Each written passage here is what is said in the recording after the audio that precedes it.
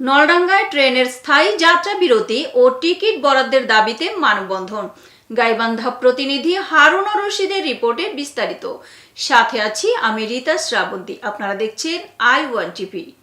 গাইবান্ধার সাদুল্লাপুর উপজেলার নলডাঙ্গা রেল স্টেশনে লালমনি এক্সপ্রেস সহ সকল আন্তনগর এক্সপ্রেস ট্রেনের স্থায়ী যাত্রা বিরতি এবং রংপুর এক্সপ্রেস ট্রেনের টিকিট বরাদ্দের দাবিতে মানববন্ধন অনুষ্ঠিত হয়েছে। সোমবার 28 এপ্রিল নলডাঙ্গা এলাকাবাসীর উদ্যোগে শান্তিপূর্ণ এই কর্মসূচি পালন করা হয়।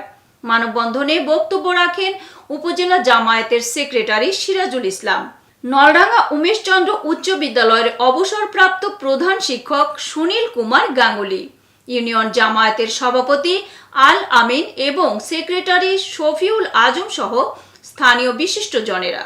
বক্তারা নলডাঙ্গা স্টেশনে আন্তনগর ট্রেন দোলন চাপা, করতোয়া ও লালমনি এক্সপ্রেসের নিয়মিত যাত্রা বিরতির দাবি জানান এবং রংপুর এক্সপ্রেসের টিকিট বরাদ্দের জোর দাবি তোলেন। এ সময় বোনারপাড়া রেলওয়ে পুলিশের সহযোগিতায় মানববন্ধন চলাকালে লালমনি এক্সপ্রেস ট্রেনটি 5 মিনিটের জন্য নলডাঙ্গা স্টেশনে থামানো হয়। ট্রেন থামিয়ে স্থানীয়রা তাদের দাবির পক্ষে শান্তিপূর্ণভাবে প্রতিবাদ জানান। মানববন্ধনে বক্তারা আরও বলেন, নলডাঙ্গা স্টেশন দীর্ঘদিন ধরে অবহেলিত অবস্থায় রয়েছে, তাই দ্রুত এই স্টেশনে সকল আন্তনগর ট্রেনের যাত্রা বিরতি ও টিকিট বরাদ্দের ব্যবস্থা না হলে বৃহত্তর আন্দোলনের কর্মসূচির ঘোষণা করা হবে। এখানে একটি স্টেশনের টিকিটের ঘর রয়েছে, সেটা বেহাল দুর্দশা অবস্থা।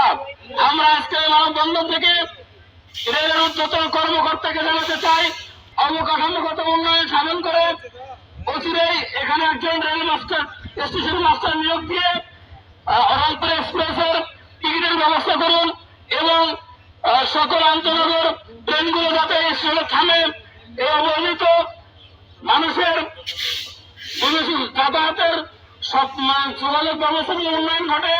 এই জন্য পুলিশ জনকে প্রত্যাহার করে সমস্ত ট্রেন যাতে এখানে থামে এবং টিকিটের সুব্যবস্থা হয়। আমরা আজকে মানববন্ধন থেকে এতক্ষণ সঙ্গে থাকার জন্য ধন্যবাদ। i1 টিভির নিয়মিত আপডেট পেতে ভিজিট করুন আমাদের ওয়েবসাইট, ফেসবুক পেজ, ইনস্টাগ্রাম ও ইউটিউব চ্যানেলে।